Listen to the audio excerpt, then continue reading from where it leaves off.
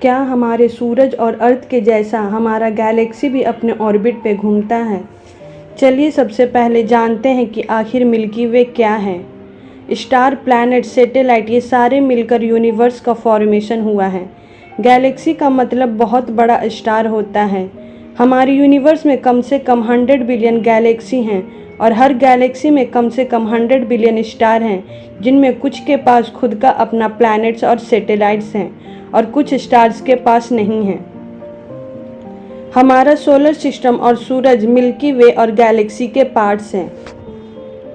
जैसे कि हम लोग सब जानते हैं कि कैलेस्ट्रल बॉडीज हो, स्टार, चाहे वो प्लैनेट और सैटेलाइट, ये सारे अपने ऑर्बिट पे घूमते हुए किसी न किसी का चक्कर लगाते रहते हैं। जैसे चांद हमारे अर्थ का चक्कर लगाता है और हमारा अर्थ सूरज का चक्कर लगाता है, तो सूरज भी किसी न किसी का चक्कर लगाता ही होगा। सूरज भी अपने ऑर्बिट पे घूमते हुए हमारे मिल्की वे गैलेक्सी का चक्कर लगाता है। जैसे कि आपको मैंने पहले ही बताई कि सारे कैलेस्ट्रल बॉडीज, सारे प्लैनेट्स, सैटेलाइट ये सारे किसी न किसी का चक्कर लगाते ही रहते हैं। अब क्वेश्चन ये है कि हमारा गैलेक्सी किसका चक्कर लगाता है? आप लोग को तो पता ही होगा कि गैलेक्सी कोई कैलेस्ट्रल बॉडीज तो है नहीं, तो ये चक्कर किसका लगाएगा? क्योंकि गैलेक्सी सारे प्लैनेट, सैटेलाइट्स और स्टार का एक ग्रुप है। ये तो कोई सॉलिड बॉडी भी नहीं है। तो चलिए जानते हैं इसके मिस्ट्री के बारे में। हम लोग सब लोग जानते हैं कि हमारा अर्थ और सूरज अपने अपने ऑर्बिट पे घूमते रहते हैं।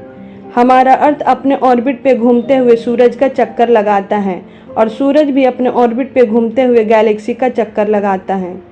आपको ये बता दें कि सूरज को अपने ऑर्बिट पे एक चक्कर पूरा लगाने में हमारे अर्थ के दिन के अकॉर्डिंग 25 दिन का टाइम लग जाता है, और जब सूरज गैलेक्सी का चक्कर लगाता है तो इसको मिलियन ईयर्स लग जाते हैं।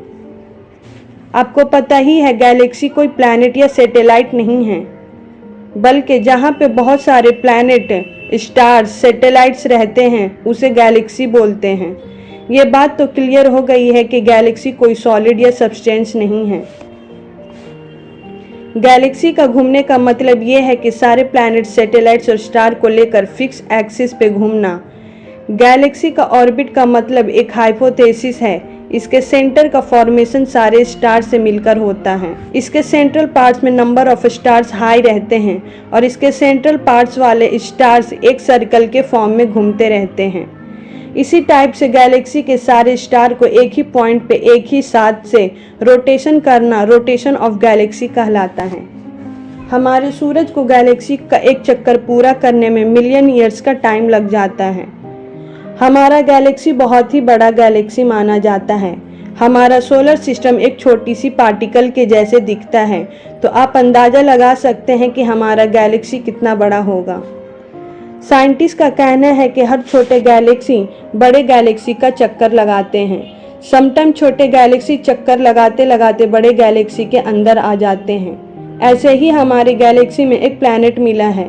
इसकी एज हमारे गैलेक्सी से भी ज़्यादा है, तो इसका मतलब यह है कि छोटा गैलेक्सी हमारे गैलेक्सी का चक्कर लगाते लगाते इसके अंदर आ गया होगा। वैसे ही हमारा गैलेक्सी अपने बड़े गैलेक्सी का चक्कर लगाता है। कुछ साइंटिस्ट का कहना है कि गैलेक्सी के सेंटर में ब्लैक होल है, जो ये सारे स्टार को अपने स्ट्रॉन्ग ग्रेविटेशनल फोर्स के थ्रू होल्ड करके रखा है। दोस्तों, आपको ये वीडियो अच्छा लगे तो प्लीज़ लाइक और सब्सक्राइब ज़रूर कर दीजिएगा।